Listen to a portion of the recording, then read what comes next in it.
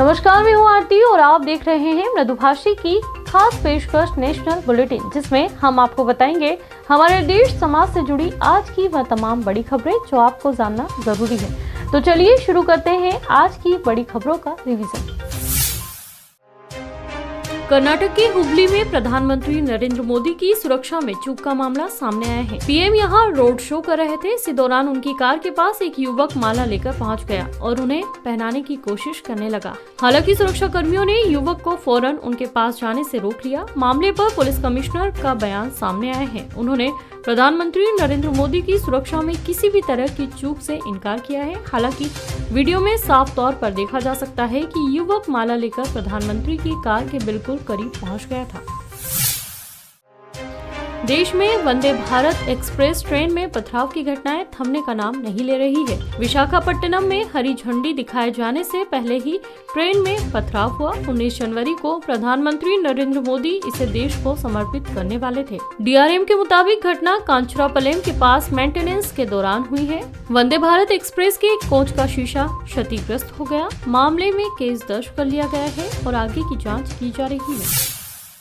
दिल्ली में सूचना एवं प्रचार निदेशालय ने आम आदमी पार्टी के 163.62 करोड़ रुपए की वसूली का नोटिस जारी किया। यह पैसा आपको 10 दिन के अंदर जमा करना होगा। रिपोर्ट्स के मुताबिक इस राशि में 99.31 करोड़ रुपए मूलधन और 64.31 करोड़ रुपए पेनल्टी इंटरेस्ट के रूप में शामिल है। यह एक्शन दिल्ली एलजी बीके सक्सेना के उस निर्देश पर लिया गया जिसमें उन्होंने मुख्य सचिव को 2015-16 के दौरान राजनीतिक विज्ञापन को सरकारी बताकर पैसे के गलत इस्तेमाल के आरोप पर आम आदमी पार्टी से 97 करोड़ रुपए वसूलने का निर्देश दिया था।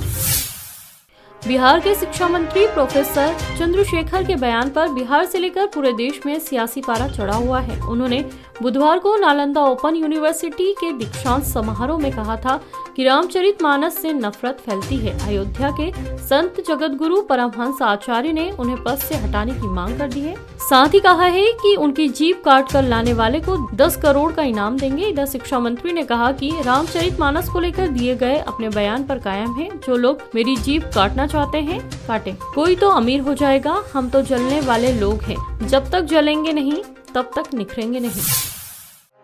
पंजाब में राहुल गांधी की दूसरे दिन की भारत जोड़ो यात्रा लुधियाना के समराला चौक पर खत्म हो गई है। यहाँ राहुल गांधी ने कहा कि पंजाब मदद करने वालों का राज्य है। यहाँ गुरुओं ने सभी को प्यार करना सिखाया है।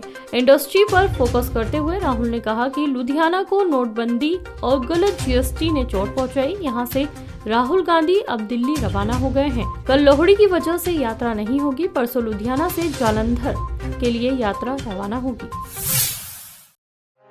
बीजेपी से निष्कासित नेता नुपुर शर्मा को हथियार का लाइसेंस मिल गया है। बताया जा रहा है कि उन्हें आत्मरक्षा के लिए हथियार का लाइसेंस मिला है। नुपुर शर्मा बीजेपी में प्रवक्ता थी। उन्होंने टीवी डिबेट में पैगंबर मोहम्मद के खिलाफ विवादित टिप्पणी की थी। इसके बाद काफी विरोध हुआ था। बीजेपी ने उन्हें पार्टी से निष्कासित कर दिया था। नुपुर शर्मा के खिलाफ कई राज्यों में भी मामले दर्ज करवाए गए। उन्हें लगातार जान से मारने की धमकियां भी मिल रही थी। कांग्रेस के वरिष्ठ नेता और केरल की राजधानी तिरुवनंतपुरम से सांसद शशि थरूर ने गुरुवार को सीएम पद के लिए उनकी उम्मीदवारी पर विराम लगा दिया। उन्होंने कहा कि राज्य में उनकी उम्मीदवारी को लेकर की जा रही चर्चाएं अप्रासंगिक है। थरूर ने कहा कि राज्य में 3 साल बाद विधानसभा चुनाव होना है और वर्तमान में केरल में एक मुख्यमंत्री और बहुमत के साथ चुनी गई सरकार है। बिहार के शिक्षा मंत्री चंद्रशेखर यादव की रामचरितमानस पर विवादास्पद टिप्पणी से नया विवाद खड़ा हो गया है। आरजेडी नेता के इस बयान का कड़ा विरोध हो रहा है। अब प्रसिद्ध कवि कुमार विश्वास ने भी बिहार के मंत्री चंद्रशेखर की टिप्पणी का विरोध किया है। उन्होंने चंद्रशेखर को दूसरे धर्म के पवित्र ग्रंथों के बारे में ऐसी ही टिप्पणी करने की चुनौती दी है। कुमार विश्वास ने सीएम नीतीश कुमार और तेजस्वी यादव से चंद्रशेखर यादव को मंत्री पद से हटाने की मांग की है। भाजपा आगामी त्रिपुरा विधानसभा चुनाव की तैयारी में जुट गई है। त्रिपुरा से सत्तारूढ़ भाजपा के नेता लगातार राज्य का दौरा कर रहे हैं। इसी कड़ी में भाजपा अध्यक्ष जेपी नड्डा ने गुरुवार को पश्चिम त्रिपुरा जिले में रोड शो किया। राज्य के मुख्यमंत्री माणिक साहा भी रोड शो में शामिल हुए। त्रिपुरा की 60 सदस्यीय विधानसभा के लिए इसी साल चुनाव होना है। पिछले चुनाव में भाजपा ने ऐतिहासिक जीत के साथ राज्य में पहली बार सरकार बनाई थी। इसके साथ ही राज्य में करीब 3 दशक से चला आ रहा वाम दलों का शासन खत्म हो गया था।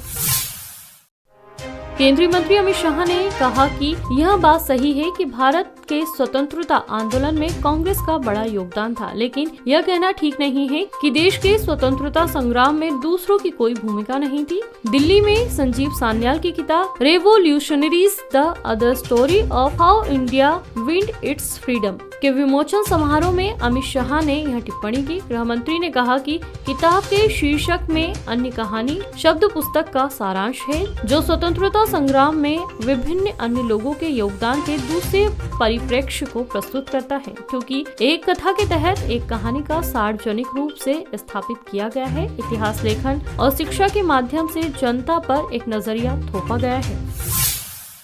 अभी के लिए इतना ही। कल फिर हाजिर होंगे दिन भर की हुई बड़ी खबरों के साथ। तब तक के लिए मृदुभाषी को सब्सक्राइब करना ना भूलें।